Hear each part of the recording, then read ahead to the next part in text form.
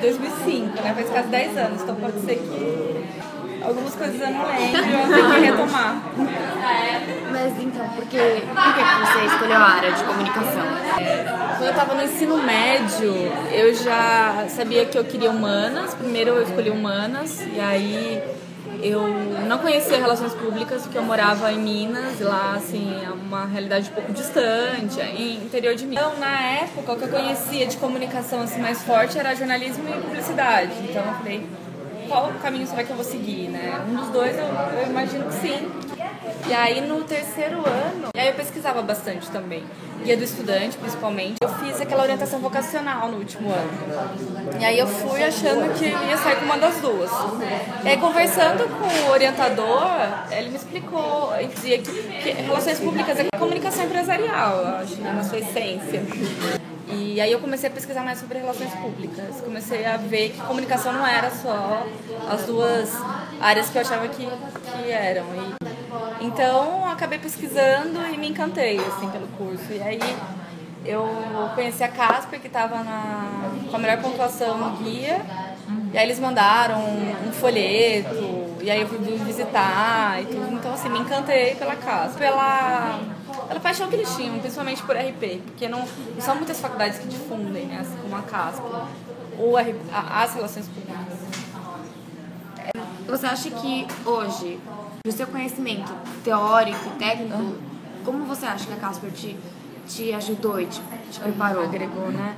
Bom, pra mim a realidade era diferente mesmo, né? Eu não conhecia nem bem como funcionava uma empresa, então a Casper, assim, tinha muita...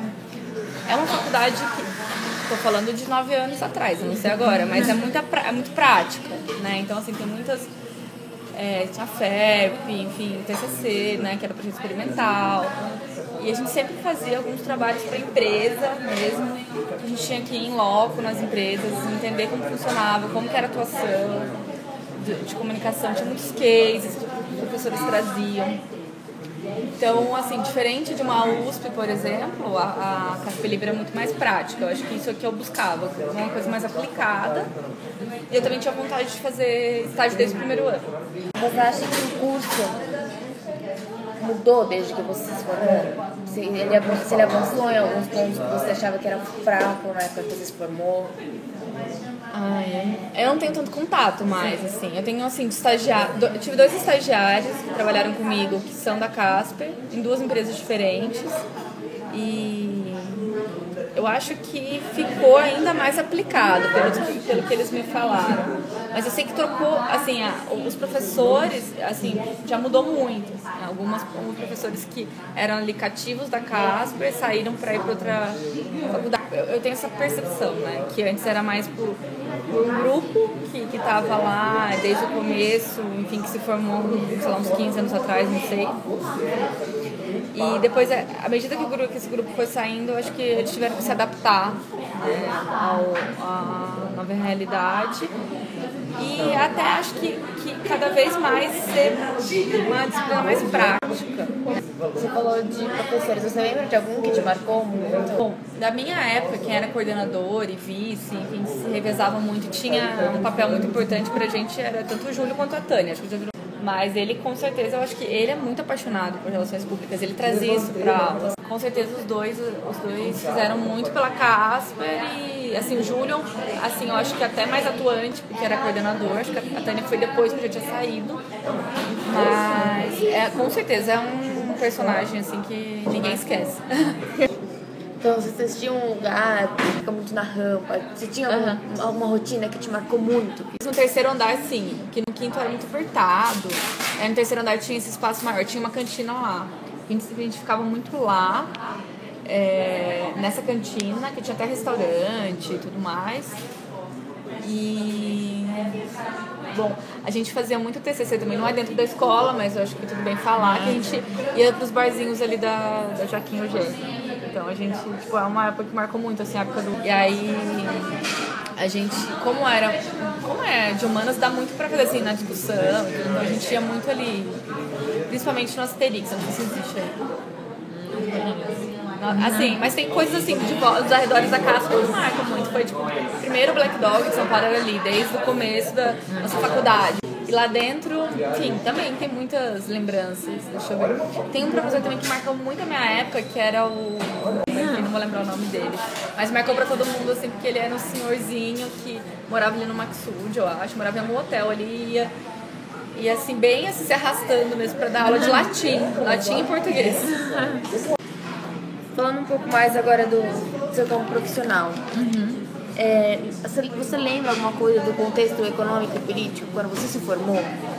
Eu acho que uma coisa bacana de estudar em um curso de humanas, de comunicação, é que as pessoas são muito politizadas, a gente discutia muito, a gente até brigava por coisa de política, mas eu acho que não se compara a nada de manifestações que acontecem hoje, por exemplo. Na época, as pessoas, apesar de a gente discutir bastante, ficava muito na sala, ficava muito ali na discussão ali dos nossos encontros, mas a gente discutia bastante. Assim, acho que na minha sala tinha pessoas assim, mais velhas, acho que agregaram bastante também, que já tinham feito uma faculdade, por exemplo. No meu grupo mesmo tinha 3 pessoas mais velhas e a gente só que eram 3 mais novas e 3 mais velhas. Quando você entrou no mercado de trabalho, você sentiu que a profissão de relações públicas tinha algum reconhecimento dentro das organizações? Mas falando do mercado de trabalho, a gente sabe que a comunicação não é a área mais reconhecida da empresa. Não é.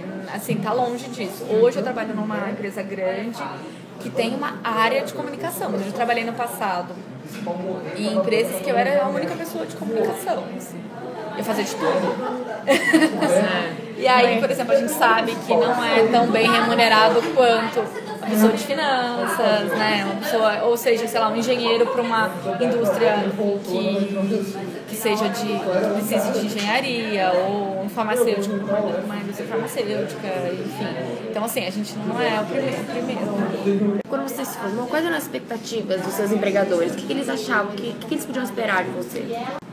Quando eu me formei e eu só tinha estágio, né, eu fui procurar outro efetivo, não fui efetivada porque não deu na época, então assim, ralei um pouquinho para conseguir, né, ainda teve outra item que eu tive um filho no último ano, então tinha essa questão do preconceito, mas enfim, independente disso, do mercado mesmo, eles exigem muito que você, para te dar um emprego,